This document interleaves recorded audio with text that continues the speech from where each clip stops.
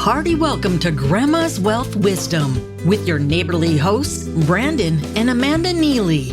This is the only podcast that helps you take charge of your cash flow and leverage your assets simply and sustainably, the way Grandma used to. Hi, I'm Amanda Neely, and welcome to Grandma's Wealth Wisdom, where we help you break through to a smart, stable financial future with the tried and true wisdom Grandma used. And I'm Brandon, and we are finally back from our summer of interviews and into our school year of educational content. We want to educate you, help you break through to a smart, stable financial future. And we're starting to call it school year because we have officially sent our first child to school, right? He's in preschool, which is amazing. I don't hear running downstairs like crazy or screaming or whatever. Someone else is doing that. And he has all kinds of fun stories that he's telling us. Yep. And learning how to take a nap at school. A quick programming note, though, we are doing some really amazing interviews still over on our YouTube channel. You can just look up Grandma's Wealth Wisdom on YouTube. You'll find it there. And if you really like podcasts, you want to listen to audio versions of those interviews, we're going to be publishing them over on our sister podcast called FIFE, F-I-F-E, for Financially Independent Female Entrepreneurs. We got some really awesome interviews that we've done recently with some females who are thinking very entrepreneurially about life and money.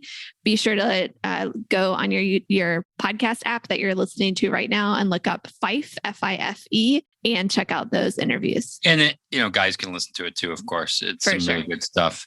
I'm just not as involved in that side because, we got work to do. Yeah. So anyway, check that episode out. And of course, while you're there, write a review for it. So for now, let's jump into today's show. We're at episode 89 already, which we titled Velocity Banking and Honest Review. There's a lot of buzz recently regarding velocity banking because interest rates are so low and proponents are doing a really great job marketing and sharing about it on the interwebs. You can look up velocity banking. I'm sure you'll see a lot of things. And we've been getting a lot of questions. So we thought we'd do a comprehensive review, two-part review, to help you decide if velocity banking is right for you. And if so, what are the pitfalls that you should avoid? So first thing, if you don't know what it is, Amanda, what is velocity banking? It sounds really cool. Yeah. What an awesome name. Some clever people that came up with that. At its essence, velocity banking is built on the difference between how a lender, someone that's letting you borrow money, how they calculate interest on a mortgage versus a line of credit or a home equity line of credit. We're just going to call it HELOC because that's a little easier to say than line of credit.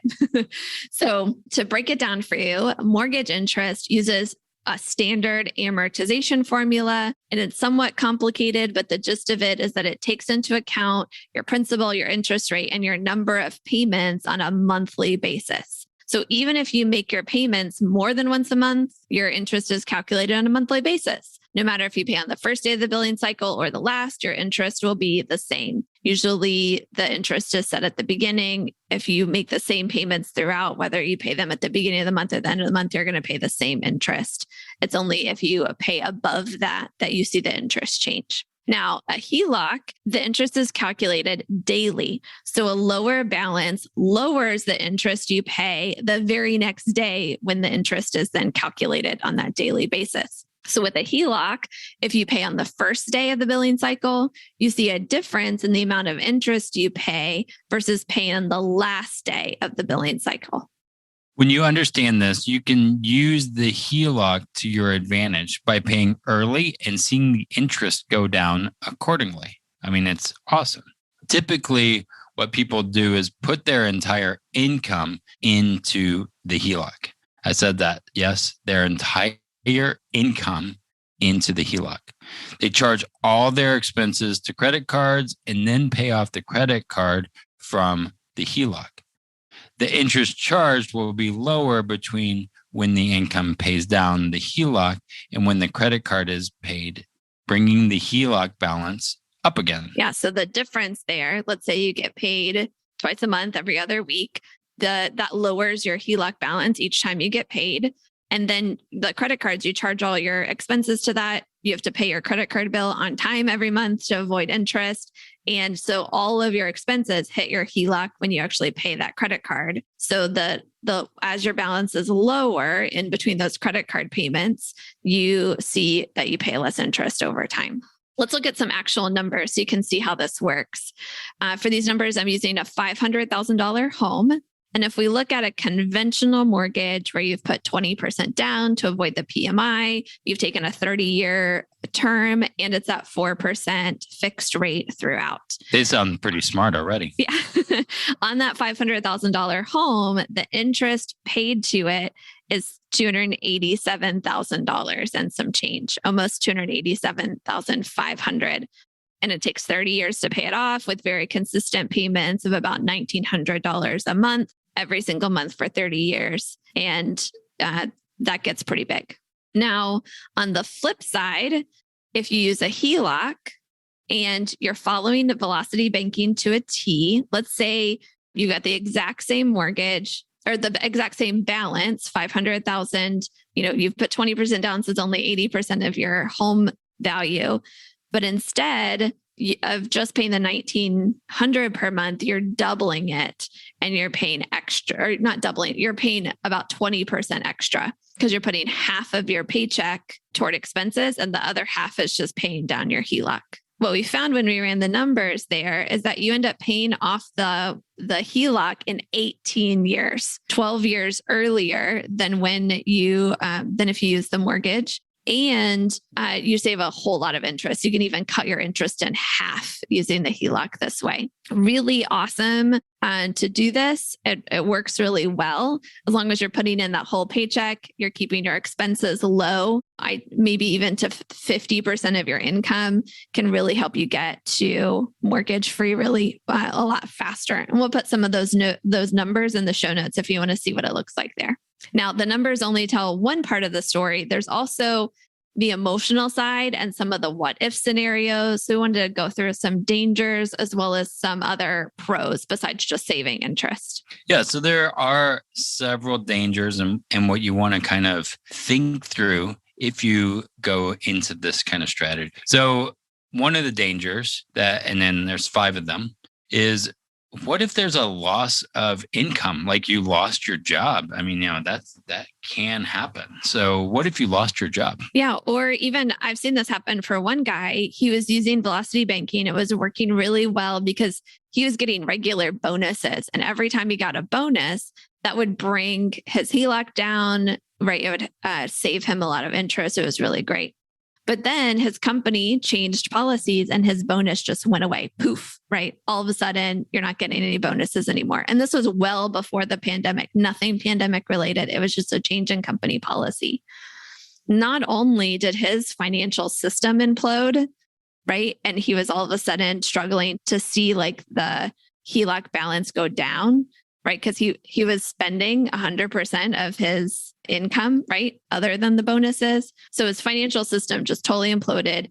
And the financial stress that he and his family were under ended up ending his marriage. Very serious. Yeah. And he was doing a lot of things right? At least it seemed. And it didn't work. So the other one, number 2, is what if there's an increase in expenses? I mean, think about that right now. I mean, inflation is a word that's thrown around a lot right now. This is a very real possibility. If you've been to the grocery store lately, you might know what I'm talking about here. Or if you tried to buy wood for a deck or anything, everybody's just saying, oh, prices went up.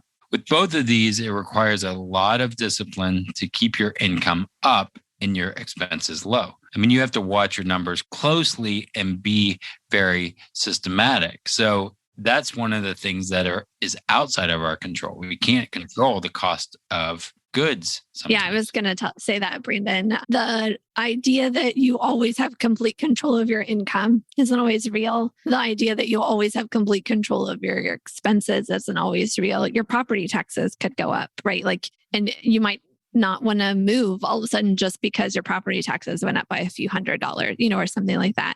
There's a lot of variables that could change and might make the velocity banking system that you've been using stop working or work a lot less efficiently. Number 3, number 4, I think are also very important to talk about, and they're related. Yep. So what if the property values goes down? Property values are not guaranteed to always go up. We've seen that in the past, and we might see that again. I mean, it's been going up a lot lately, but is that always going to be the case? I mean, there's a real possibility of ending up underwater on the property. And so you want to really think strategic of the what if scenarios on the worst case scenario. Yeah. And when you're underwater and your HELOC balance is greater than your property balance is when the bank goes to the fine print. Grandma always said, eat your vegetables, look both ways before crossing the road, and never risk your financial future on elements of the market you can't control. That grandma, always good for some tried and true advice. And although some of her wisdom seems to have skipped a generation, you don't have to be left behind. Download Grandma's top tips for an independent financial future absolutely free when you visit grandmaswealthwisdom.com. Don't wait. Get Grandma's best tips today.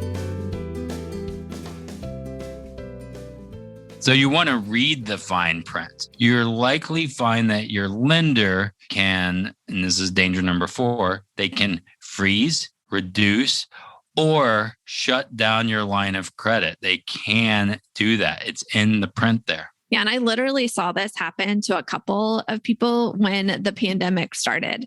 Banks were a little nervous, not really knowing what was going to happen.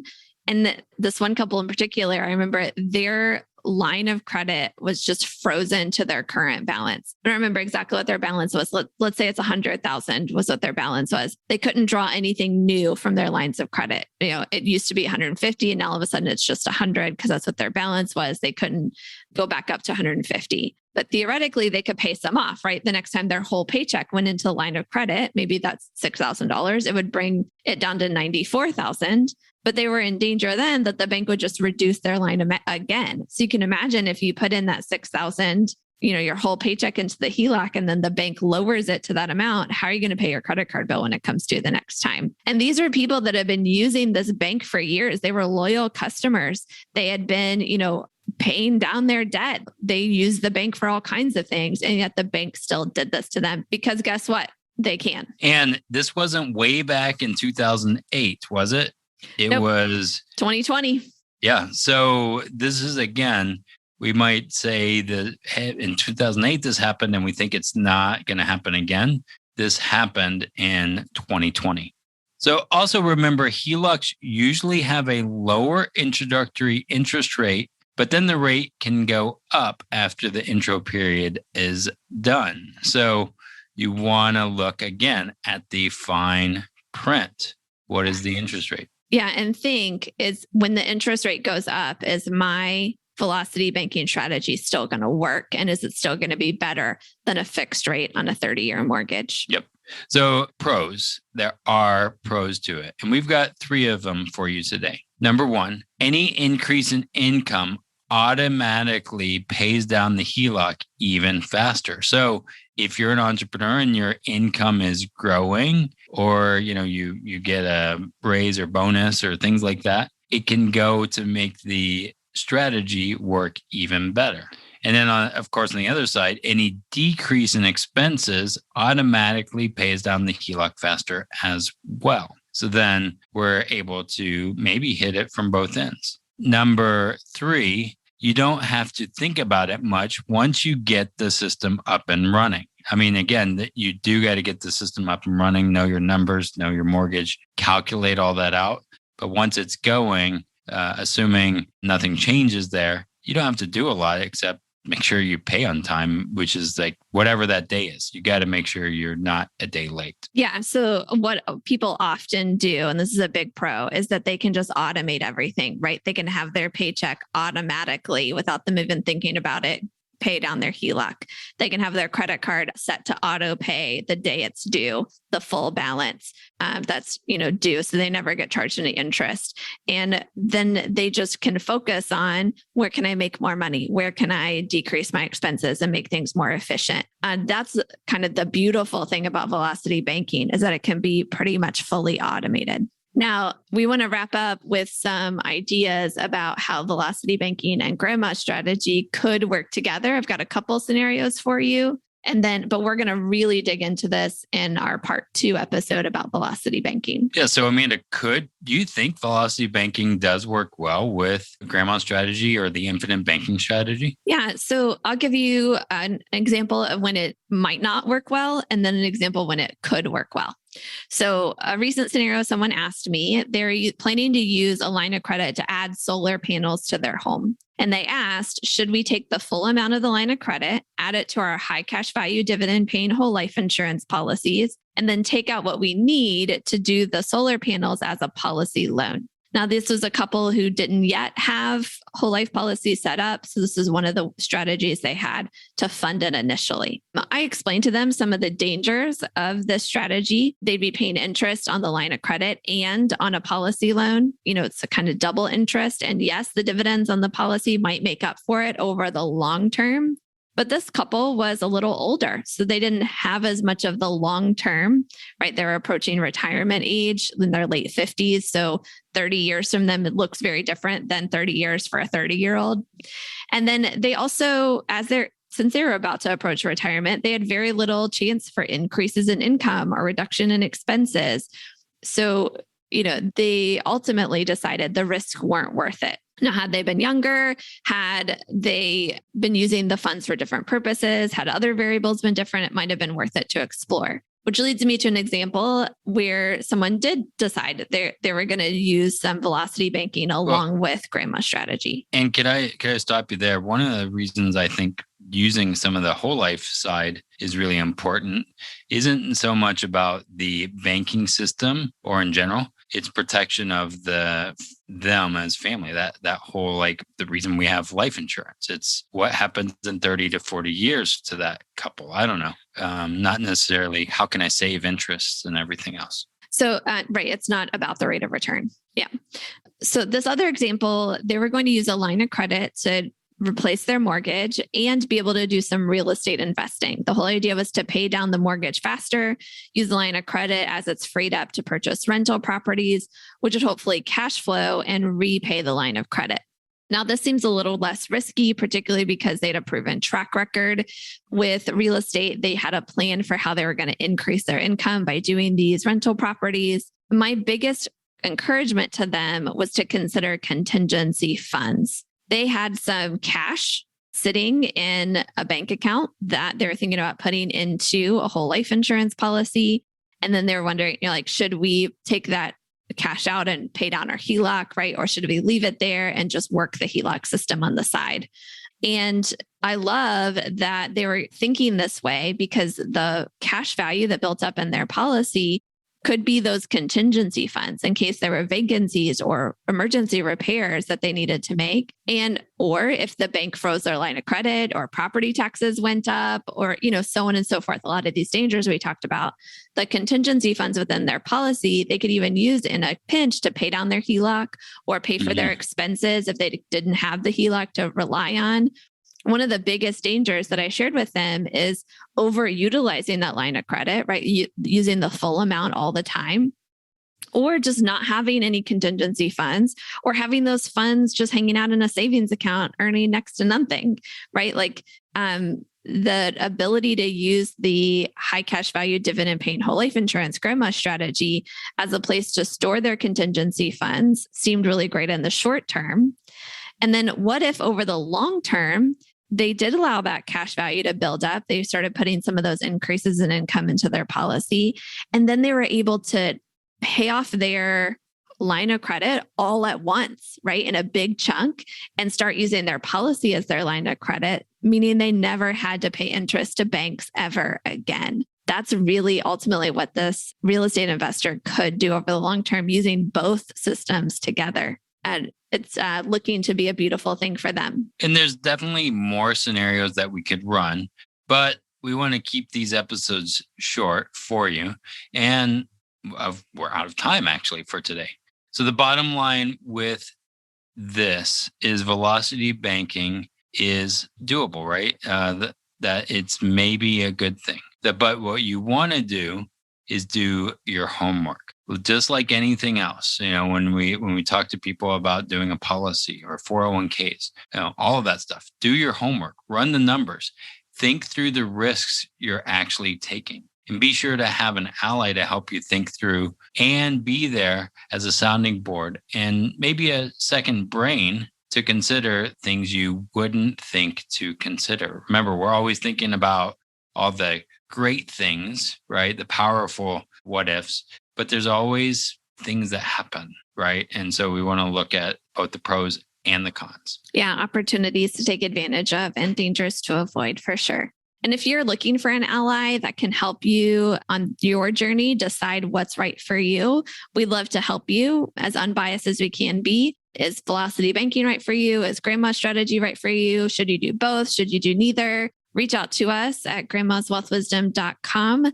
click request a meeting, and we'd love, you can schedule a quick 15-minute call there, and we'd love to help you think through, answer any questions you have, hear a little bit of your story, and give you some questions to consider. Now, be sure to subscribe, write a review, do all that fun stuff, tell your friends how awesome Grandma's Wealth Wisdom podcast is. And remember to join us next time for the second part of velocity banking. How does it play out in the long term? So we've been talking a lot about short term, really building that up short term and saving interest there. But how does it look after 30 or 40 years? Sure, you could pay off your mortgage, but does it actually make a difference in 40 years?